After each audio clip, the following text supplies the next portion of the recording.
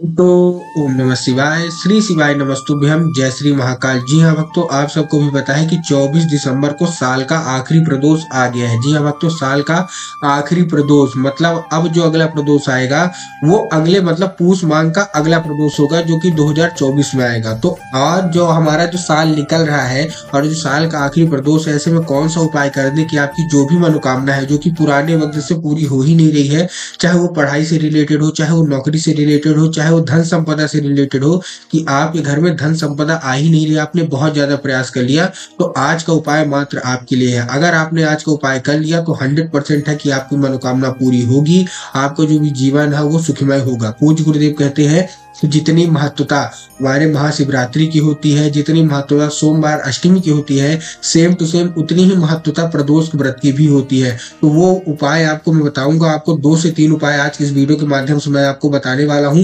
तो उपाय पूरा अच्छे से सुनिएगा, अच्छे से करिएगा। उसके पहले 23 दिसंबर को मतलब कल के दिन 23 दिसंबर को साल की आखिरी एकादशी भी आ गई, तो उसका भी उपाय हमारे चैनल पे आ गया है कि आप अपने पितरों को कैसे खुश कर सकते हैं और आपकी मनोकामना जो कि पूरी नहीं हो रही है, माता पार्वती को कैसे खुश सकते हैं, आज की इस वीडियो में मैं आपको बताने वाला हूं। और एकादशी की वीडियो भी आप जाके देख लीजिएगा, उसके बहुत अच्छे अच्छे उपाय मैं बता रहा हूं। तो आज की इस वीडियो में आपको 2 से 3 उपाय बताऊंगा पूज्य गुरुदेव की ही कथा सुन के, और बहुत अच्छी समझ के आपको उपाय बताने वाला हूं। लेकिन उससे पहले चैनल पे पहली बार आए हैं तो वीडियो को लाइक करके चैनल को कर ले सब्सक्राइब, ताकि पूजनीय पंडित प्रदीप जी मिश्रा के रोज नए नए उपाय सबसे पहले आपको प्राप्त हो सके। देखिए, जो हमारा पहला उपाय है उसको आपको 2 दीपक से करना है। दीपक क्या है, कौन सा लेना है, इस चीज का आपको ध्यान रखना है। जो दीपक है वो मिट्टी का दीपक होना चाहिए, ठीक है ना। इस चीज का आपको ध्यान रखना है। मिट्टी का आपको दीपक लेना है, उसमें से आपको गोल बाती लगाना है, ठीक है। आपने गोल बाती लगा ली मिट्टी का दीपक, और उसमें डालना क्या है, घी डालना है, तेल नहीं डालना है। आपने घी डाल दिया, गोल बाती लगा दी, मिट्टी का दीपक ले लिया, और ये लेके पहुंच कहाँ जाना है, आपको बेलपत्र के पेड़ के नीचे।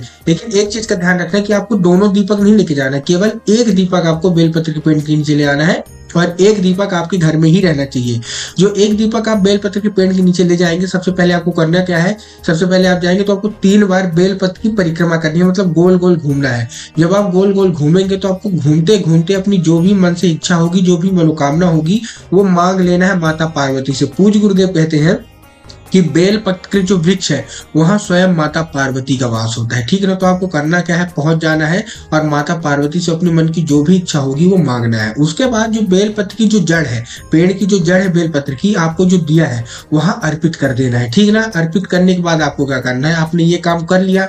अब मेन उपाय, अब आपको देखना है कि बेलपत्र के नीचे जो कंकड़ होगा, ठीक ना, तो आपको कंकड़ को उठाना है और कंकड़ को ही शंकर मान के थोड़ा सा जल अर्पित करना है और एक बेलपत्र अर्पित कर देना। ध्यान से सुनिएगा, बहुत ही बड़ा उपाय मैं बताने वाला हूँ माता पार्वती को और भगवान भोलेनाथ दोनों को एक साथ खुश करने का। और ये आपको प्रदोष काल में तो जरूर ही कर लेना है, प्रदोष के दिन, क्योंकि साल का आखिरी प्रदोष आ चुका है। पूज्य गुरुदेव की कथा में बहुत सारे लोग आए थे, कम से कम 15 लाख लोग, वो सब ने बोला कि हम ये उपाय अवश्य रूप से करेंगे।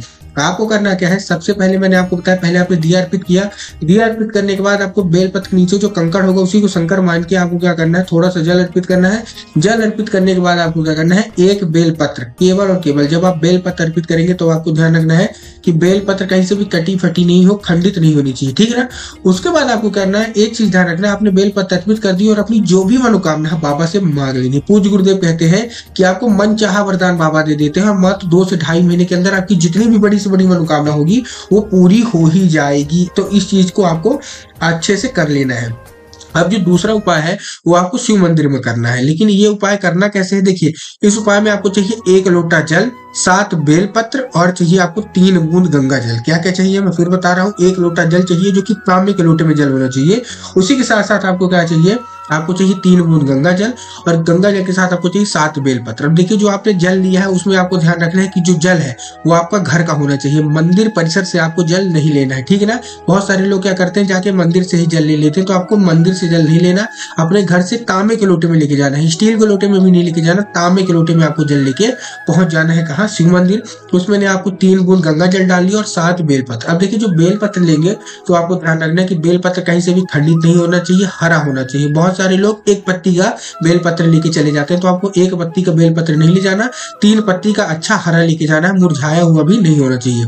अब आपको क्या करना है, उसी लोटे में आपने गंगा जल और वही बेलपत्र उसी लोटे में डाल के पहुंच जाना है शिव मंदिर।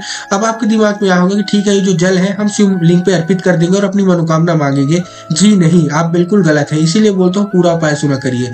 आपको क्या करना है, जो एक लोटा जल है तो आपको नंदी को अर्पित करना है, लेकिन कहा नंदी के 2 पैर होते हैं, एक उठा हुआ एक दबा हुआ। तो नंदी का जो उठा हुआ पैर है, तो आपको नंदी के उठे हुए पैर में आपको क्या करना है, वो जल अर्पित करना है। एक नाम लेके, महादेव का एक सुंदर सा नाम है जो कि उन्होंने नंदी के लिए दिया था, नंदीश्वर महादेव। तो आपको क्या करना है, नंदीश्वर महादेव का स्मरण करके, नाम स्मरण करके, नाम उच्चारण करके वो जो जल है वहां उनके पैर में, उठे हुए पैर में डाल देना है और अपनी जो भी मनोकामना उनके कान में बोल देनी है। उसके बाद क्या करना है, जो बेलपत्र है, बेलपत्र अर्पित नहीं करना, जो बेलपत्र है वो शिवलिंग पे अर्पित कर देना है।